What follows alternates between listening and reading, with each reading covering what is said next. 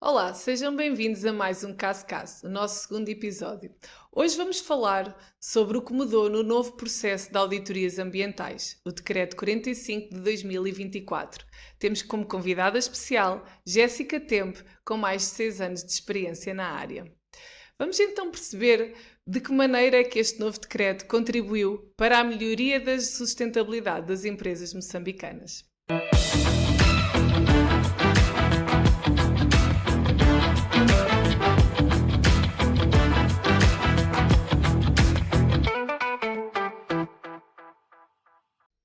Olá Jéssica, bem-vinda aqui ao nosso segundo episódio do nosso Caso Caso. Como estás?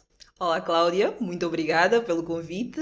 Estou bem, obrigada e não sei do seu lado. Está tudo bem, muito obrigada também. Bom, hoje temos uma grande missão, falar aqui um bocadinho das grandes mudanças, o que é que concretamente aconteceu do antigo decreto sobre auditorias ambientais, que tinha sido lançado ou iniciado em 2011, o 25 de 2011, para este novo decreto, que é o 45 de 2024, que entrou em vigor em setembro do ano passado.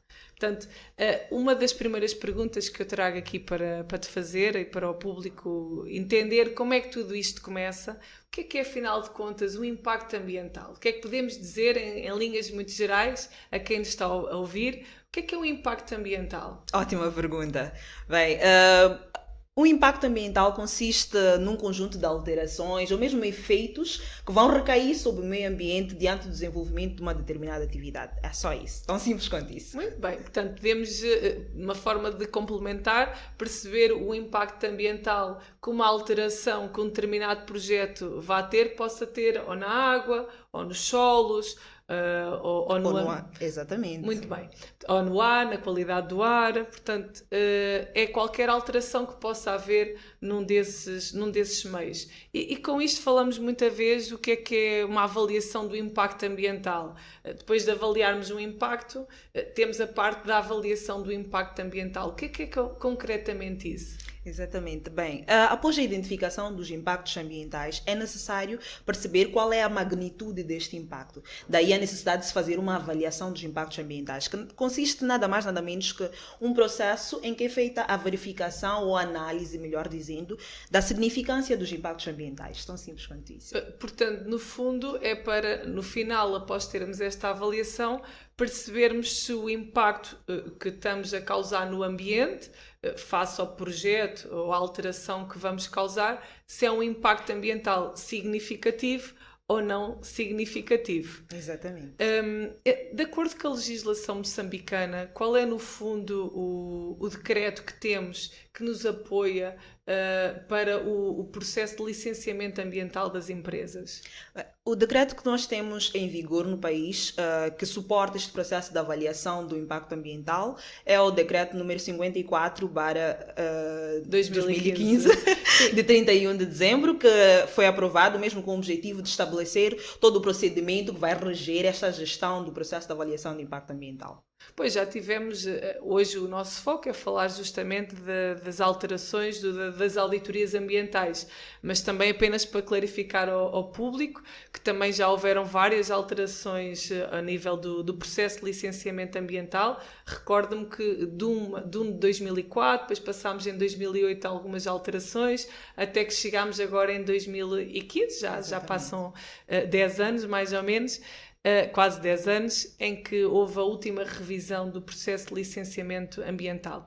E concretamente, que passos é que são dados neste processo de licenciamento ambiental? Antes de entrarmos nas auditorias ambientais, quais são os passos? O que é que se faz concretamente? Bem, o processo de avaliação do impacto ambiental começa sempre com a instrução do processo na autoridade que superintende a área do meio ambiente. A instrução do processo consiste mesmo em submeter um conjunto uma espécie de uma descrição de todo o projeto, o que é que se pretende com o projeto, qual é a justificativa ou qual é a relevância de determinado projeto, qual é o custo associado à implementação do projeto e entre outros aspectos que vão auxiliar na percepção da autoridade que vai fazer a avaliação do impacto ambiental com relação ao em que consiste exatamente este projeto. Após esta instrução do processo, a autoridade que superintende esta área do meio ambiente vai fazer a avaliação desta instrução e vai emitir para o proponente uma resposta com relação à aprovação ou não desta instrução do processo, porque corre-se o risco ainda de não ser aprovada a instrução do processo. Okay. E após esta aprovação, havendo a aprovação da instrução do processo, é solicitada uma visita por parte da autoridade que superintende a área do meio ambiente, de modo a definir aquilo que vai ser a categoria do projeto, mesmo da atividade. Portanto, a entidade do governo que superintende a área do meio ambiente, portanto, elementos do governo vão visitar o projeto, ou o futuro projeto. Exatamente. Então, após esta visita, é emitido um relatório onde consta qual é que vai ser a categoria da atividade. E esta categoria da atividade vai ser identificada de acordo com o que está estabelecido na legislação, naquele decreto que eu referenciei anteriormente, decreto número 54/2015, que suporta este processo de avaliação de impacto ambiental. E de acordo com a categoria do projeto, que pode ser A, B ou mesmo C, já é definido qual é que vai ser o documento que vai suportar este processo de gestão ou mesmo de análise dos impactos, de gestão propriamente dita, dos impactos ambientais, podendo ser um estudo de impacto ambiental para a categoria A+, ou mesmo IA, assim como também pode ser um estudo ambiental simplificado para os projetos de categoria B, ou um manual de boas práticas de gestão ambiental, que já refere-se aos projetos de categoria C. Portanto, para cada tipo de categoria, assim também está associada a uma documentação específica que está definida na legislação. Para melhor entendermos, para quem nos está a ouvir, poderias dar exemplos de algum projeto para se perceber, no fundo, que diferenças é que existem quando categorizamos um projeto de A+, B e C, de acordo com a tua experiência? Podias dar exemplos de projetos dessas diferentes categorias? Então, os projetos de categoria A+, assim como A, são projetos em que os danos são de grande significância para o meio ambiente. Como, por exemplo, projetos em que se faz produção de pesticidas e projetos cujo impacto é muito agravante para o meio ambiente. Para a categoria A, também temos exemplo de um projeto, por exemplo, de produção de cimento, que é um projeto cujos impactos são mesmo significativos para o meio ambiente. Já por sua vez, os projetos de categoria B já são projetos que têm impacto sobre o meio ambiente significativo, sim, sobre o meio ambiente, entretanto não alcançam o nível de insignificância dos projetos de categoria A+, ou mesmo A. E alguns exemplos de projetos de categoria B pode ser um parque solar. Um parque solar, exatamente, muito obrigada. Exatamente, solar. A construção de um parque solar constitui um exemplo, sim, de um projeto de categoria B, que por acaso até está estabelecido mesmo como um exemplo no decreto número 54/2015. E por fim, os projetos de categoria C já são os projetos em que o impacto é meio que negligenciável para o meio ambiente, como por exemplo a operação ou mesmo funcionamento de uma instância hoteleira, constitui um dos exemplos que até por sua vez consta no decreto que fala sobre o processo de avaliação do impacto ambiental. Portanto, nós podemos, quem tiver necessidade de investir num projeto em Moçambique, um dos primeiros passos que pode ter é consultar, se calhar, esses anexos que estão no 54/2015 para perceber mais ou menos em que tipo de categoria é que o seu projeto vai estar inserido. Portanto, porque existe essa listagem já pré-definida da parte do Estado. Categoria A+, B e C. Entretanto, para entrarmos então aqui um bocadinho no processo das auditorias ambientais, que é o foco do nosso tema hoje, o que é uma auditoria ambiental? Bem, o processo da auditoria ambiental consiste numa verificação do cumprimento dos planos de gestão ambiental, dos requisitos que foram estabelecidos tanto a nível legal, assim como internamente na organização com relação à preservação ou mesmo à proteção do meio ambiente.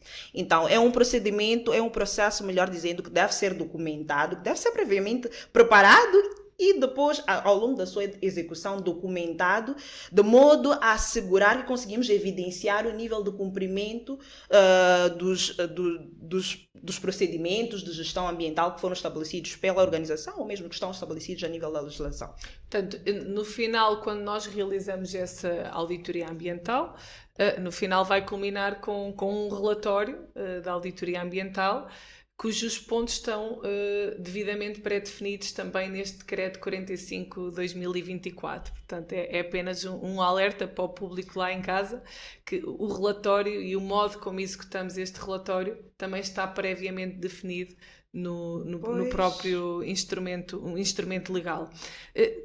Perceber outra coisa que acho que é importante para quem nos ouve. Há dois tipos de auditorias ambientais pré-estabelecidas neste Decreto 45/2024. Que tipos de auditorias ambientais são essas e quem é que as pode realizar? De acordo com este decreto número 45/2024, são estabelecidos dois tipos de auditoria, que são as auditorias privadas, assim como as auditorias públicas. As auditorias públicas são aquelas verificações que são desenvolvidas pela entidade que superintende a área do meio ambiente. Aqui em Moçambique, a entidade que superintende a área do meio ambiente, que normalmente está em frente a este processo de auditorias ambientais, é a AQUA, Agência Nacional para Agência da Qualidade Ambiental, também, se eu não estou a ofender a AQUA. Muito obrigada. E também temos as auditorias privadas, que são desenvolvidas por entidades singulares ou mesmo coletivas, que estão devidamente registadas para proceder com auditorias ambientais. Portanto, as auditorias ambientais privadas podem ser realizadas por entidades que estão devidamente registadas no Ministério do Ambiente. Esse registro pode ser feito por qualquer empresa? Tem assim algum formalismo, alguma informação importante que queiras informar?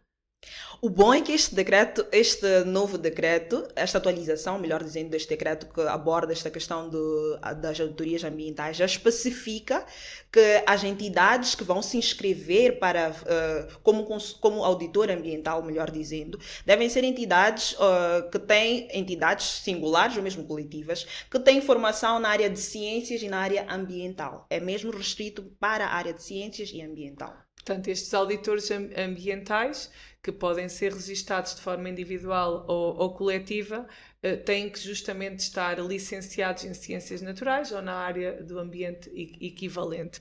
Isso são boas notícias, porque quer dizer que pessoas especializadas no assunto é que realizam estas auditorias ambientais, seja privadas ou públicas. Outra coisa que acho que é muito pertinente perceber é, na verdade, que tipo de empresas é que podem ou que têm como obrigatoriedade realizar estas auditorias ambientais? Ou, se calhar por outras palavras, quais são as categorias, de acordo já com o processo de licenciamento ambiental, e vimos que temos a categoria A+, A, B e C, para estas categorias todas é necessário realizar auditorias ambientais ou apenas para algumas? Pois, diferentemente do antigo decreto, este já é mais específico e obriga que todas as categorias, todas as atividades de todas as categorias desenvolvam auditorias ambientais. E com que frequência é que as empresas têm que realizar essas auditorias ambientais? Com pelo menos uma vez por ano é obrigatório que todos estes projetos, todas estas atividades, ou mesmo empresas, desenvolvam uma auditoria ambiental. Portanto, esta foi claramente uma mudança significativa, porque pelo que tínhamos no antigo decreto, só as categorias A e B, na altura ainda nem estavam previstas em 2011 A+, mas no 2011 falava-se na categoria A e B, era obrigatório as auditorias ambientais uma vez ao ano. Agora, uma das grandes mudanças para este novo decreto, o 45/2024, é que todas as categorias, uma vez ao ano, devem ser auditadas. Portanto, uma mudança bastante positiva. Gostarias de partilhar connosco mais algumas mudanças que ocorreram assim de forma significativa do antigo decreto para este novo decreto? Já falámos de que todas as categorias devem ser auditadas anualmente. Mais alguma mudança significativa que queiras partilhar? Pois, este novo decreto trouxe muitas mudanças mesmo, começando pelo processo de comunicação, até o processo que vai anteceder a execução da auditoria. Porque antigamente o que nós fazíamos, nós na categoria de auditores ambientais, o que fazíamos é simplesmente ir a um determinado projeto, proceder com a auditoria ambiental e depois elaborar o relatório de auditoria e submeter para a autoridade que superintende esta área do meio ambiente. Entretanto, este novo decreto já obriga que todas as entidades auditoras, antes de proceder com a auditoria ambiental, comuniquem com um prazo mínimo de 15 dias a execução da auditoria. Portanto, atualmente as empresas, quando pretendem ter uma auditoria ambiental, vamos imaginar que será uma auditoria ambiental privada, a entidade que irá auditar tem que informar com 15 dias de antecedência a entidade do Estado que superintende a área do meio ambiente. E isso é uma carta, uma formalização que é feita? Como é que é isso? Sim. Um telefonema, um e-mail, alguma plataforma que existe atualmente?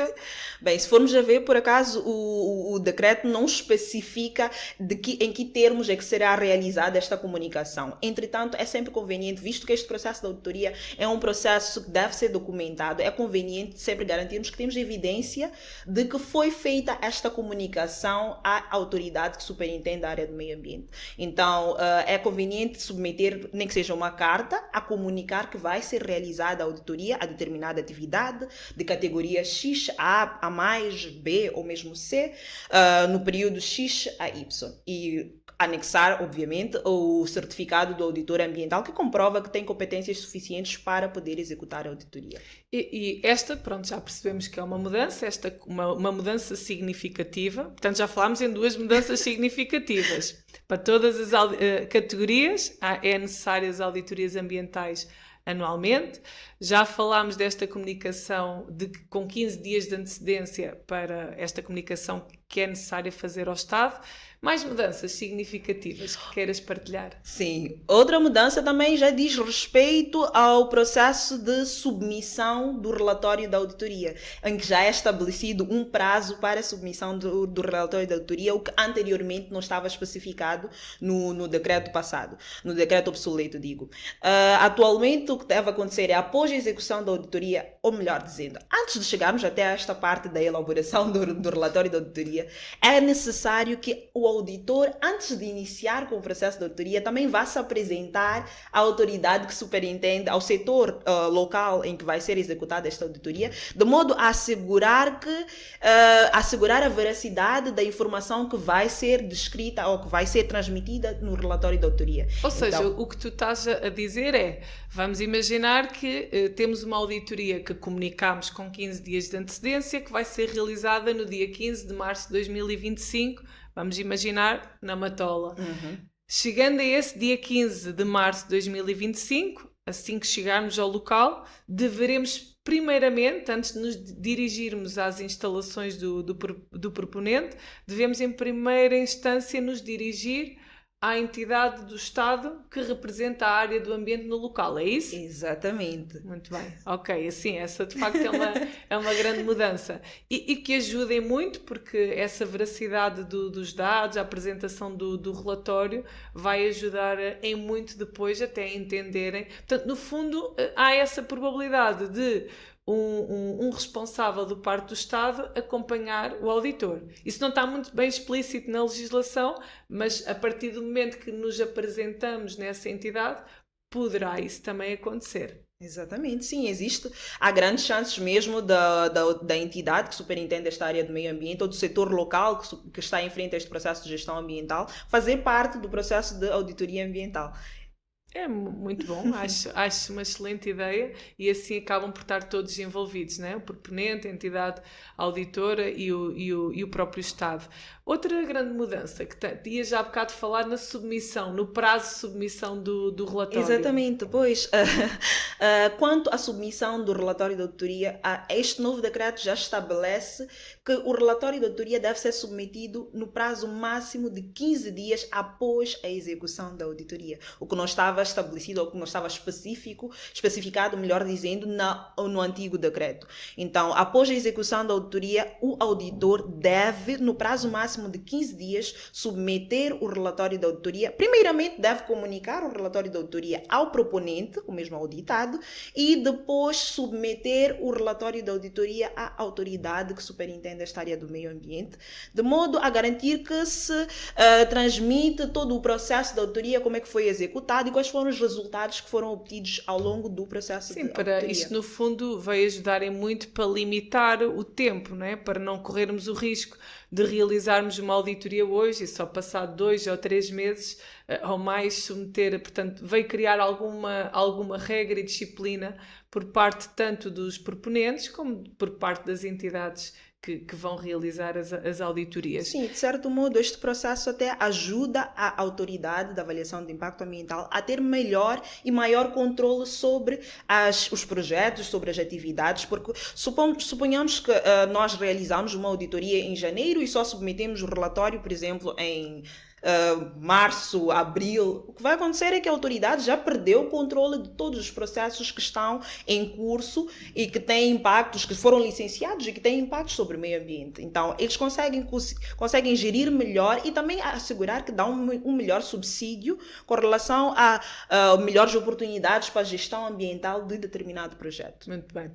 Pronto, depois temos a questão do plano de ação, que deve ser submetido 30 dias depois da realização da auditoria, embora isso já era algo que já era referenciado no antigo decreto, apesar de que, infelizmente, não era algo que era muito praticado por parte dos proponentes, mas agora veio ainda com mais reforço nesta legislação, deixar bem claro que após a realização da auditoria, após a submissão do relatório, portanto, assim que o relatório entra na entidade que superintende a área do meio ambiente, o proponente tem 30 dias para apresentar um plano de ação sobre as eventuais não conformidades que tenham sido detectadas.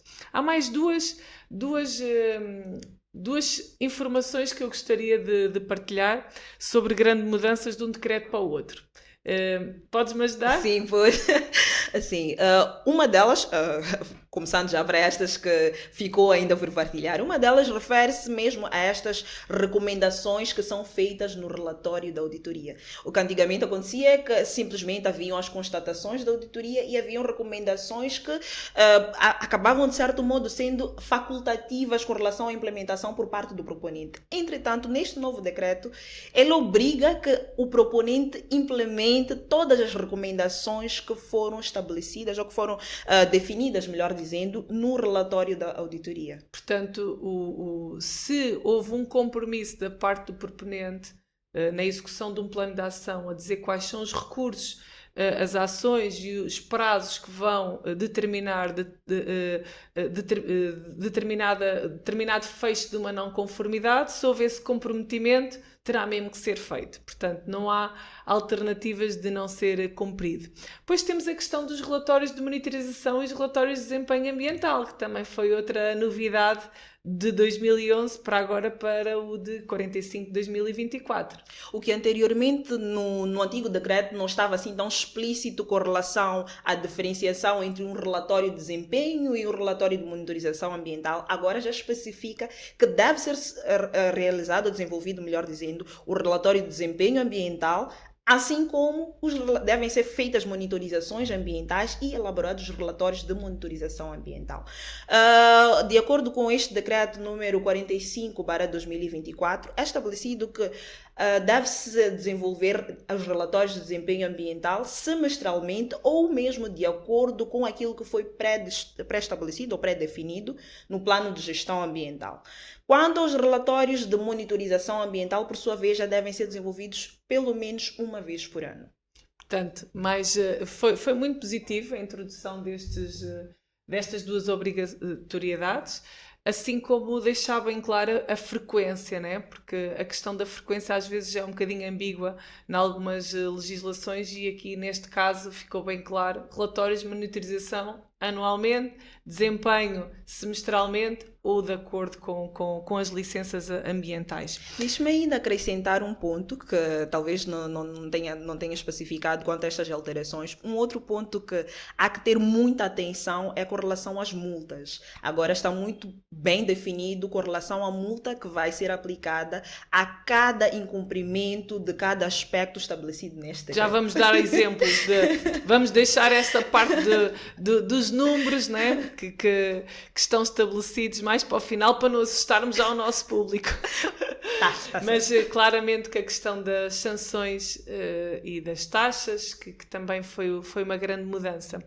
Gostava de deixar também bem claro, quando se realiza uma auditoria ambiental, o que é que concretamente um auditor vai verificar? Durante o processo de auditoria ambiental, o auditor deve verificar o nível de cumprimento dos procedimentos, dos planos de gestão ambiental. Primeiramente, deve-se basear naquilo que estabelece a legislação do meio ambiente, avaliar aquilo que vai ser o nível de cumprimento dos preceitos que estão definidos na legislação, assim como a existência da licença ambiental e o nível de cumprimento dos procedimentos estabelecidos no âmbito do licenciamento ambiental, assim como os aspectos que advêm ou que foram constatados, melhor dizendo, na auditoria realizada antes, na auditoria que antecedeu a determinada auditoria. Então, todas as constatações, todas as ações, recomendações das auditorias anteriores também devem ser avaliadas nesta nova auditoria. O nível de cumprimento, melhor dizendo, deste plano de ação que foi estabelecido na auditoria anterior. Portanto, o auditor deve ter um bom conhecimento de toda a legislação ambiental, em específico para a área que vai auditar. Deve ter prévio conhecimento também dos planos de gestão ambientais que estão associados àquela licença, ao plano de contrabalanços também, e naturalmente depois verificar tudo aquilo que aconteceu em auditorias anteriores. Portanto, ou seja, também o nível de preparação que um auditor ambiental tem que ter antes da realização da auditoria também é muito importante, nomeadamente a preparação de um plano de auditoria que para a sua concretização precisa de previamente ter conhecimento de toda esta documentação que está por trás. Exatamente, é necessário, tratando-se de um processo documentado, é necessário que o auditor, e é um processo que deve ser previamente comunicado ao auditado como é que vai ser desenvolvido. Então, de modo a preparar o auditado para este processo de auditoria, é necessário elaborar-se um plano de auditoria onde nós explicamos o passo a passo da execução da auditoria, como é que nós vamos proceder com esta auditoria, o que é que será verificado ao longo do processo da auditoria. Muito bem. E agora vamos então à parte das sanções, não é? Assim, grandes mudanças que aconteceram de um decreto para o outro, que tipo de sanções é que estão previstas na atual legislação? Podias dar alguns exemplos? Sim, nesta atual legislação já começamos com sanções primeiramente para o auditor. Para a entidade que irá auditar. Exatamente, para a entidade que vai proceder com a auditoria.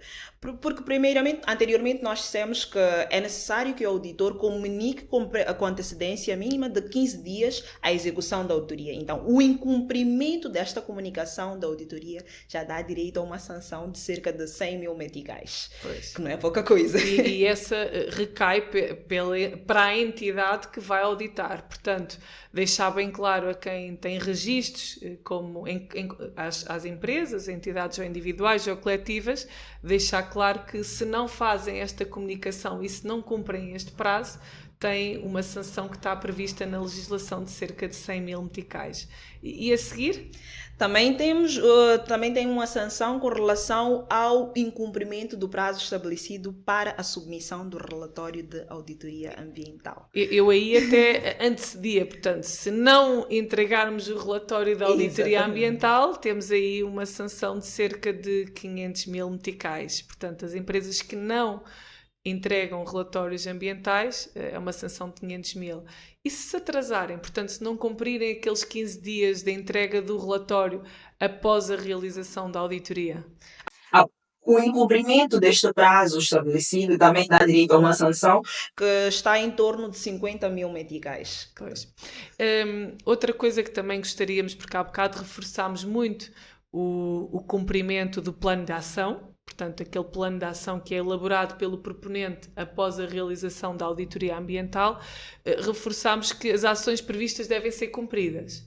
E também, então, está previsto na legislação algumas sanções para o incumprimento destas ações.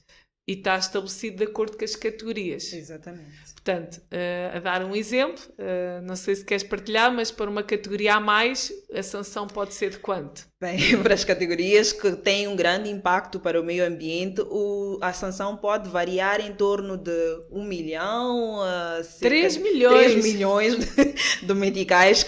Há mais, Sim. pode partir de 3 milhões até chegar a 1 milhão ou 500 mil para as categorias inferiores, mas é de facto muito dinheiro. Então vale ressalvar e vale, portanto, este decreto temos que deixar bem claro que veio ajudar em muito o Estado a controlar melhor os aspectos ambientais nas organizações. Se de alguma maneira andava assim um bocado solto a frequência das auditorias, em que moldes é que isto tudo acontecia, este decreto veio-nos limitar muito em termos das frequências, em termos de que sanções estão previstas, em termos da metodologia a nível das comunicações, o que é que concretamente se vai auditar. Portanto, acho que foi um decreto que teve uma evolução muito significativa para as empresas moçambicanas e para o Estado. O que é que tu achas? Exatamente, sim.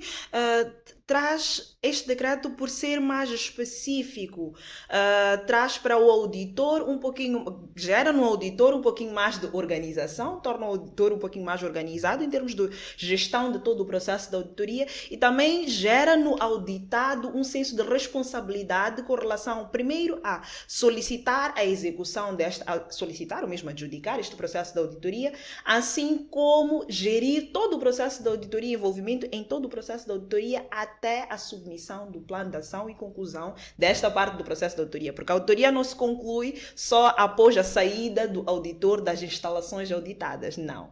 O processo de auditoria vai ser concluído após a aprovação do plano de ação e implementação, porque não podemos dar por fechado só com a aprovação do plano de ação por parte da autoridade da avaliação de impacto ambiental, mas sim após a aprovação e também implementação das ações estabelecidas no plano de ação. Jéssica, já realizaste auditorias ambientais com base neste novo decreto? Sim, já.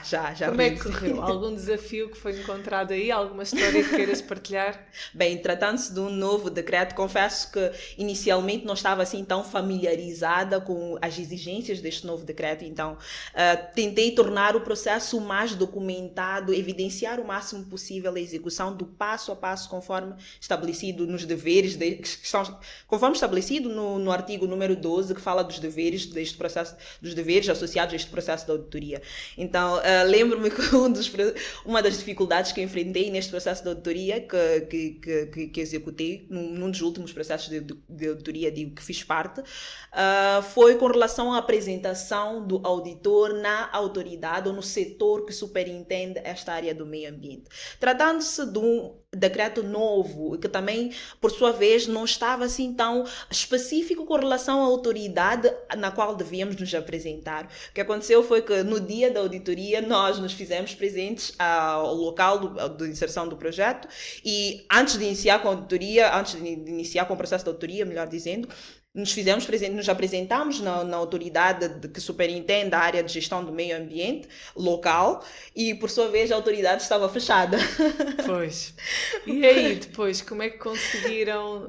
Tiveram que entregar uma carta, mostrar evidência de que tiveram presentes? Exatamente.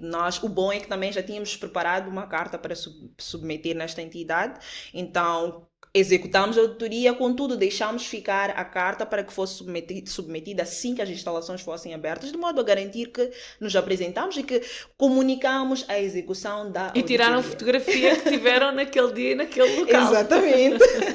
Claro. Bom, Jéssica, acho que tivemos aqui um bom diálogo. Acho que transmitimos informações importantes aqui ao nosso público. Mais alguma consideração queiras deixar? Bem, a última consideração que eu quero deixar é que há necessidade dos responsáveis pelos projetos, pelas atividades, dos proponentes das atividades, estarem a par desta atualização deste decreto e perceberem a relevância do processo de auditoria ambiental. Porque muitas das vezes o que acontece é que as entidades proponentes de determinados projetos não entendem a importância de executar a auditoria. A auditoria é um processo que tem por objetivo nos ajudar a perceber como é que nós estamos a andar com relação ao cumprimento dos planos de gestão ambiental. Como é que estamos a andar com relação ao cumprimento das exigências de proteção do meio ambiente. Então, este processo é de extrema importância, mesmo para nos ajudar a perceber melhor o nosso desempenho ambiental. Então, quero reforçar para as organizações, para as entidades, para os proponentes, a relevância desta execução das auditorias, não como um processo de fiscalização, mas sim como um processo de ajuda mesmo para a própria empresa. Sim, porque inicialmente o processo não tem um caráter punitivo, não é? Portanto, é apenas de ajudar as empresas a melhorar continuamente nos seus aspectos de sustentabilidade. Exatamente. Portanto, há que deixar bem claro isso. A questão das sanções vem a posteriori, se efetivamente houve um compromisso e não foi cumprido ou devidamente justificado. Exato. Bom, Jéssica, muito obrigada. Até uma próxima. Obrigada eu pelo convite e até uma próxima. Obrigada. Damos então por encerrado o nosso segundo episódio do nosso CastCast com o tema sobre as novas alterações que o novo Decreto 45/2024 veio trazer em torno das auditorias ambientais. Como pontos principais podemos referir a obrigatoriedade anual de todas as categorias A+, B e C serem auditadas, a necessidade da realização das auditorias ambientais privadas serem efetuadas por auditores devidamente registados na entidade que superintende a área do meio ambiente em Moçambique, a necessidade da submissão obrigatória de todos os relatórios de auditorias ambientais, os relatórios de desempenho ambiental e os relatórios de monitorização ambiental e as sanções que estão previstas pela não comunicação da realização de uma auditoria ambiental ou pela até ausência da submissão de um plano de ações referentes à auditoria ambiental realizada. Obrigada, não se esqueçam de subscrever o nosso canal e até breve, até o próximo dia 27 de fevereiro com mais um CastCast.